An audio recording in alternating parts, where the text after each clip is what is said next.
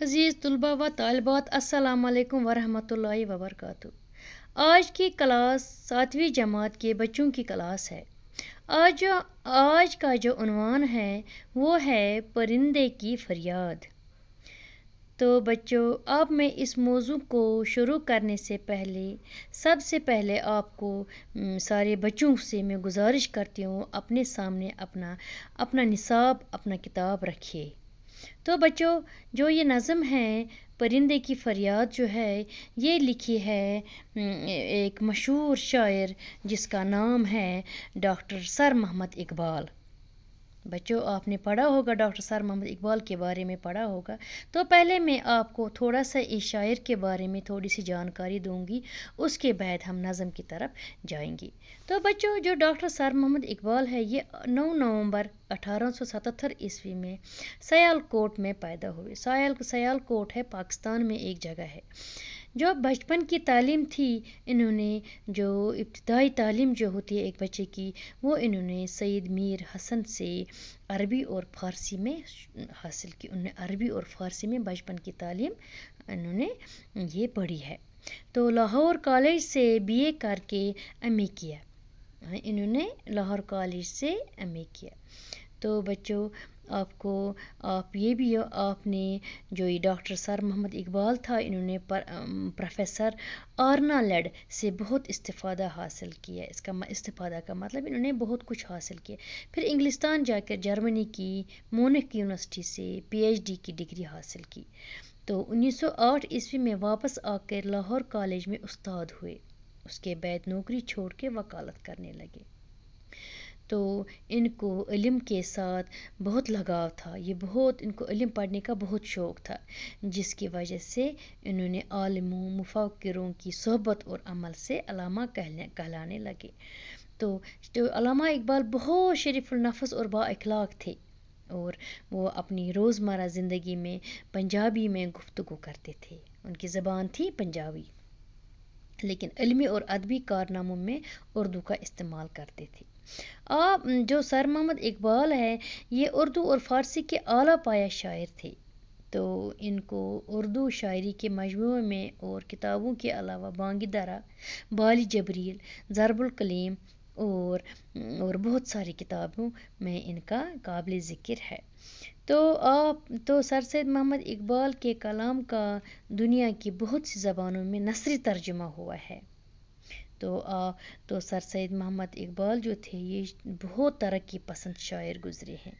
انہوں نے خودی اور کردار سازی پہ زور دیا۔ یہ تھا تھوڑا سا ہمیں اس شاعر کے بارے میں۔ اب میں آپ کو نظم کے بارے میں نظم پڑھوں گی آپ کے سامنے ترنم کے ساتھ۔ تو بچوں، یہ ہے نظم پرندے کی فریاد۔ تو میں اس کو ترنم کے ساتھ پڑھتی ہوں، اس کے بعد اس کی تشریح کروں گی۔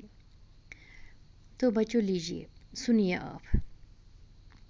آتا ہے یاد مجھ کو گزرا ہوا زمانہ، وہ باغ کی بہاریں، وہ سب کا چہچہانا، آزادیاں کہاں وہ اب اپنے گھونسلے کی، اپنی خوشی سے آنا، اپنی خوشی سے جانا، لگتی ہے چوٹ دل پر، آتا ہے یاد جسے دم، آتا ہے یاد جسے دم، شبنم کے آنسوؤں پر کلیوں کا مسکرانا، وہ پیاری پیاری صورت، وہ کامنی سی مورت، آباد جس کے دم سے تھا میرا آشیانہ،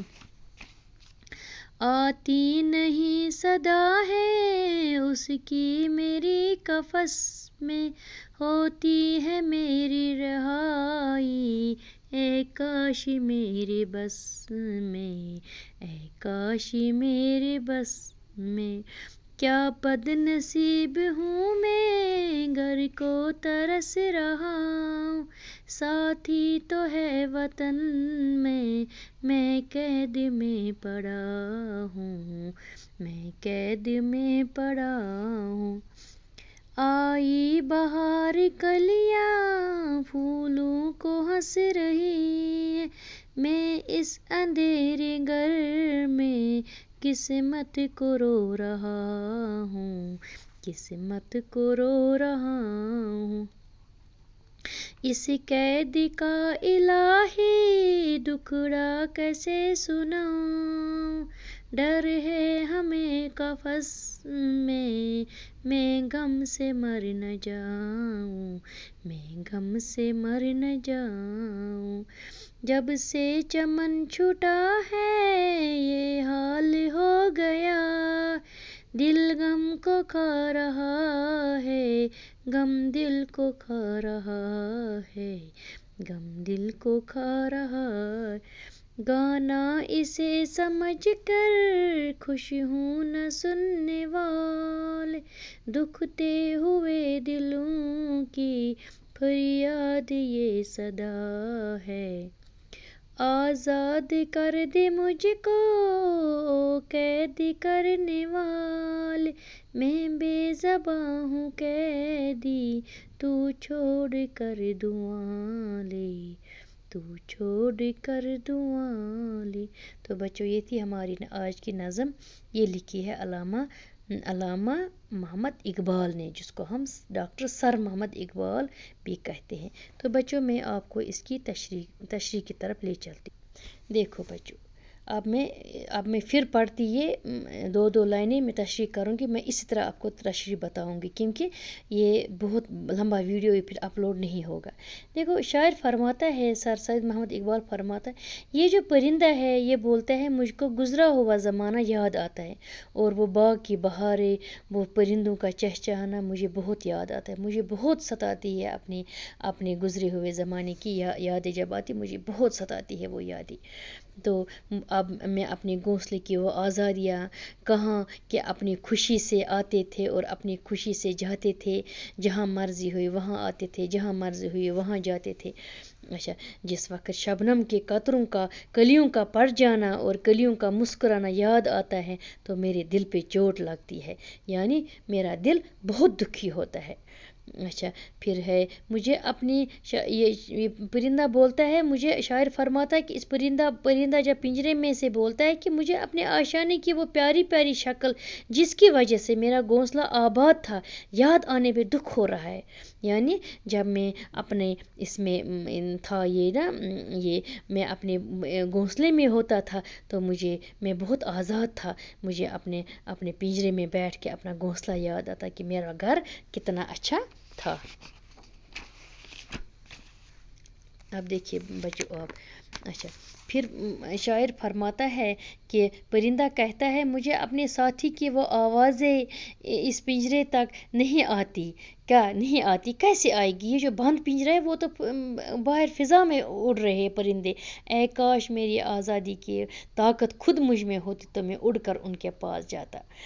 परिंदा फरियाद करता है कि मैं उससे सबसे ज़्यादा बदनसीब हूँ कि मैं अपने घर से दूर पड़ा हूँ, मेरे कभी किसी के साथ आराम से अपनी वतन में हैं, वतन में मेरे साथी जो है वो आराम से अपने वतन में बैठे और मैं तन्हा इस पिंजरे में बंद पड़ा हूँ।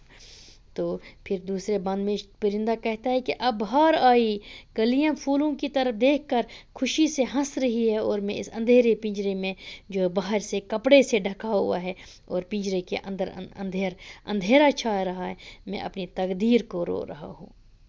फिर परिंदा फरमाता है, परिंदा अल्लाह से दुआ करता है, कहता है अल्लाह अब मैं इस पिंजरे की दुख भरी दास्तान कैसे सुनाऊं, मेरी खस्ता हाली इस हद तक बढ़ गई है कि मैं इस गम से मैं अपने पिंजरे में मर न जाऊं, मैं इस गम से अपने पिंजरे में मर न जाऊं।